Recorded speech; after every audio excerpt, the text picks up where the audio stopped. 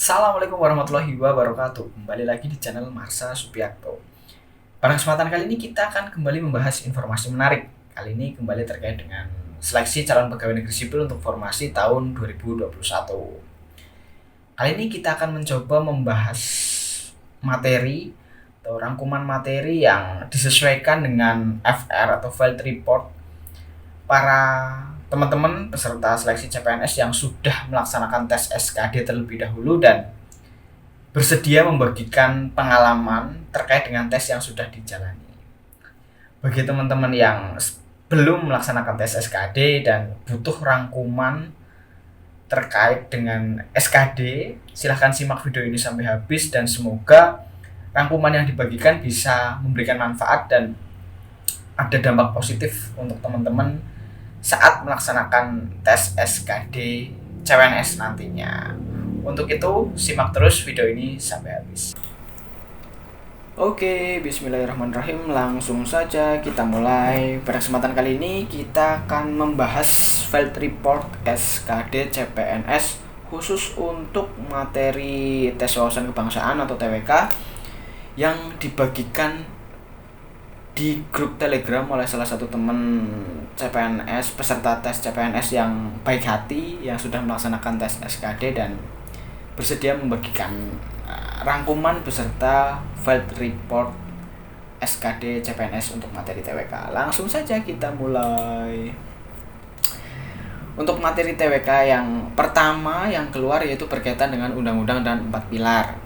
Pasal-pasal terkait isu-isu terkini, misal penambahan fasilitas rumah sakit terkait pandemi COVID-19.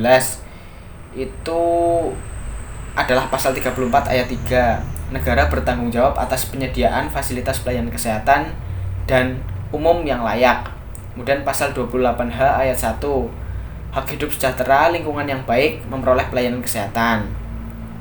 Kemudian pembagian pulsa dan kuota gratis untuk pembelajaran, yaitu pasal 31 tentang pendidikan. Ayat 1, setiap warga negara berhak mendapatkan pendidikan. Kemudian ayat 2, warga negara wajib mengikuti pendidikan dasar dan pemerintah wajib membiayainya.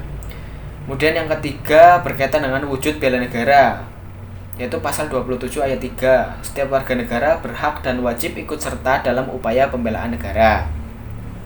Kemudian yang berkaitan dengan kekayaan alam negara Indonesia, yaitu pasal 33 ayat 2. Cabang-cabang produksi yang penting bagi negara dan hajat orang banyak dikuasai negara. Kemudian ayat 3, bumi, air, dan yang terkandung di dalamnya dikuasai oleh negara dan dipergunakan untuk sebesar-besarnya kemakmuran rakyat. Kemudian masa jabatan presiden yang diubah menjadi 3 periode atau 1 periode 8 tahun dan lain sebagainya. Itu terdapat pada pasal 7. Presiden dan wakil presiden memegang jabatan selama 5 tahun dan dapat dipilih kembali sebanyak 1 kali. Kemudian materi yang kedua berkaitan dengan konferensi meja bundar atau KMB. KMB dilaksanakan pada tanggal 23 Agustus sampai 2 November 1949 di Den Haag. Indonesia diwakilkan oleh Dr. Andes Muhammad Hatta, Muhammad Rum, dan Supomo, sedangkan Belanda diwakilkan oleh Mr. Van Marseven serta Unci. PBB sebagai moderator diwakilkan oleh Chris Clay. Untuk hasil KMB-nya, yang pertama, Belanda mengakui RIS sebagai negara yang merdeka dan berdaulat. Kemudian pengakuan kedaulatan dilakukan selambat-lambatnya pada 30 Desember 1949. Kemudian masalah Irian Barat dilakukan perundingan lagi dalam waktu 1 tahun setelah pengakuan kedaulatan. Antara RIS dan Kerajaan Belanda akan diadakan hubungan Uni Indonesia Belanda yang dikepalai Raja Belanda. Selanjutnya, kapal-kapal perang Belanda ditarik dari Indonesia dengan catatan beberapa korvet akan diserahkan kepada RIS. Dan yang terakhir, tentara kerajaan Belanda lekas mungkin ditarik mundur, sedangkan tentara kerajaan Hindia Belanda atau KNIL akan dibubarkan dengan catatan anggotanya yang diperlukan akan dimasukkan ke TNI. Kemudian untuk materi yang ketiga yaitu berkaitan dengan jenis paragraf deduktif dan induktif.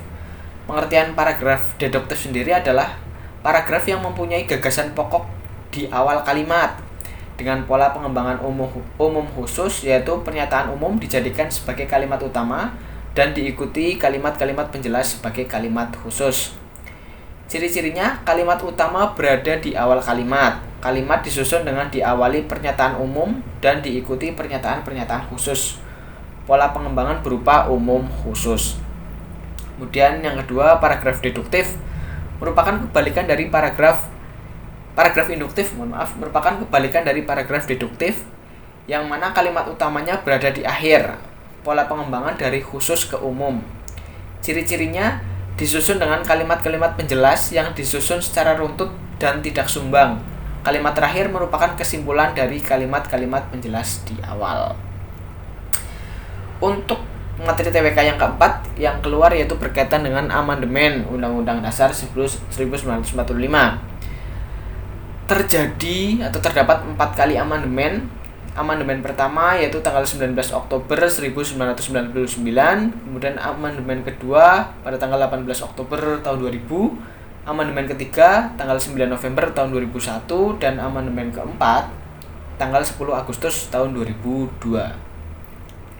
Dasar yuridis amandemen Undang-Undang 1945, MPR melakukan perubahan Undang-Undang Negara Republik Indonesia tahun 1945 dengan berpedoman pada ketentuan pasal 37 Undang-Undang Dasar Negara Kesatuan Republik Indonesia tahun 1945 yang mengatur prosedur perubahan UUD tahun 1945 dan TAP MPR nomor 9/MPR/1999 tentang penugasan kepada Badan Pekerja MPR RI untuk melanjutkan perubahan UUD 1945 yang hasilnya ditetapkan pada sidang tahunan.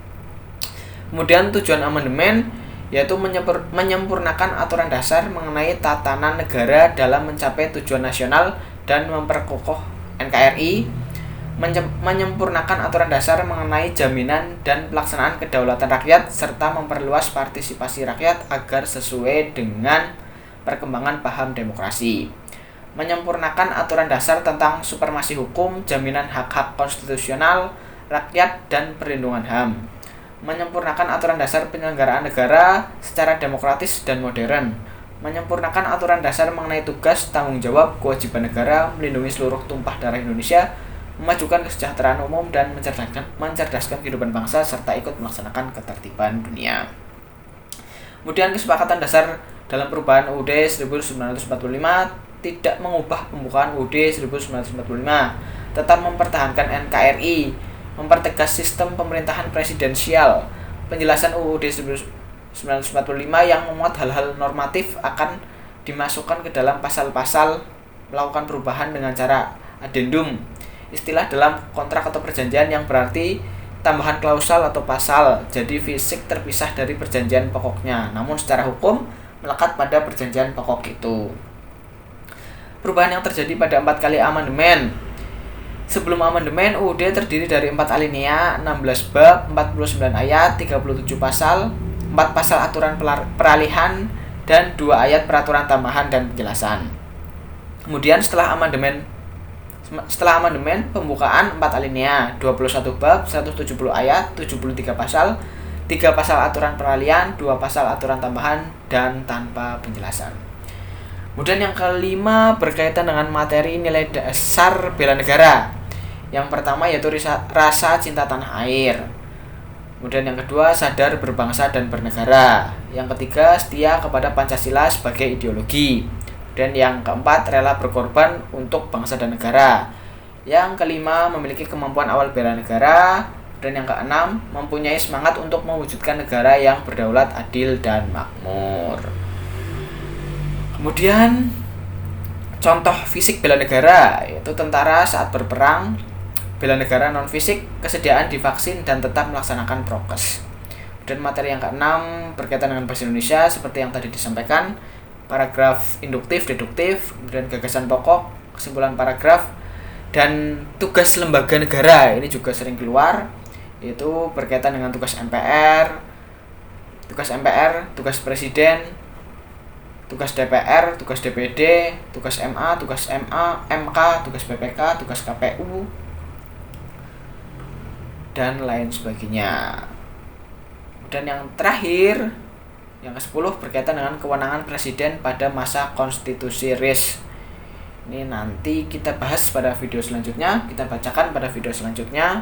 Untuk video kali ini cukup sekian dan semoga bisa menjadi bahan acuan untuk teman-teman yang akan melaksanakan tes SKD CPNS di tahun 2021 ini. Terima kasih, mohon maaf bila ada kesalahan. Wassalamualaikum warahmatullahi wabarakatuh.